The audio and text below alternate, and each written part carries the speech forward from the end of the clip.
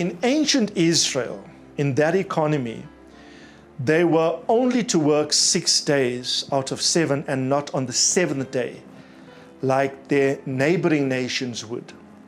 They were also only to work for the first 6 years and not the 7th year. In the 7th year, the land was to rest. At the end of every 7th year, all debt had to be cancelled, including the 50th year, the year of Jubilee. Also, at the end of every 7th year, slaves were given the option of freedom if they chose to. Also, when they harvested their fields, they were not to harvest, this was after first fruits, they were not to harvest the entirety of the field and consume it for themselves. They were to deliberately leave behind portions in the corners of fields so that the orphan, the widow, and the foreigner who begged could come to any field to find produce to sustain them.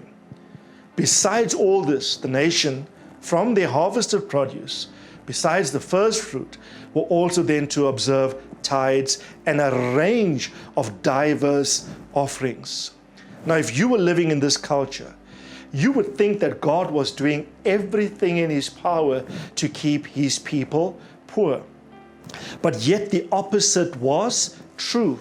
Let me give you a verse which tells us that if Israel obeyed these laws, these commands, that economic buoyancy, economic ascendancy would be their portion.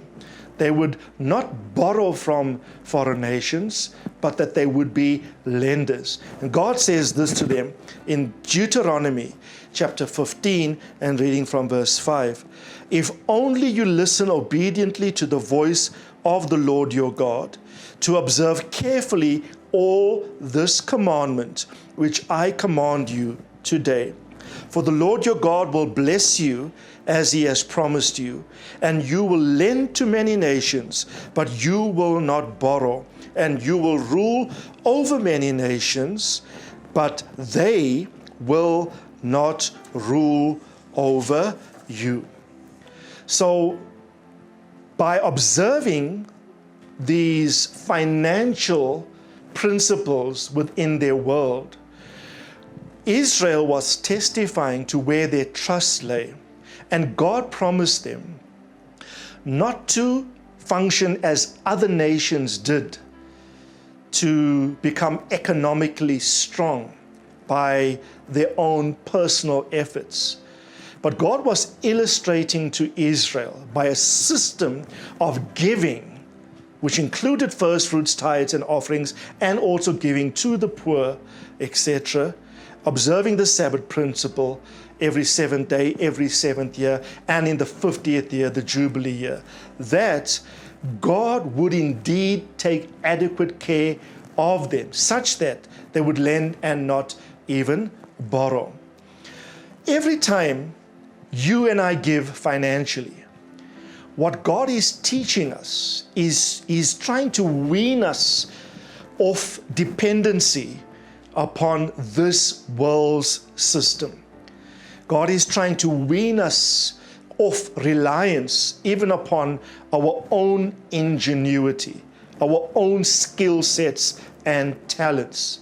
Because you've worked so hard, you're remunerated for your work, and now God says, offer me the first. Give me a tithe, 10%, and give me a range of offerings as I direct you to. God is not trying to impoverish you.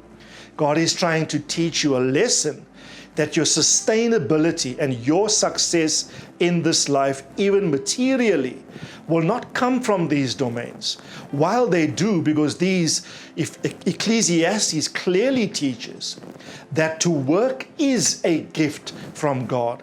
So to work, especially in the times in which we are living today, is a gift. It's the providence of God. But when we are remunerated and God says, give the first to me, give a 10 to me, offer me a range of offerings, He is trying to teach us to regard Him as the absolute and only source upon which you and I could be reliant upon, thoroughly dependent upon, for our sustainability, and particularly for our success in this life.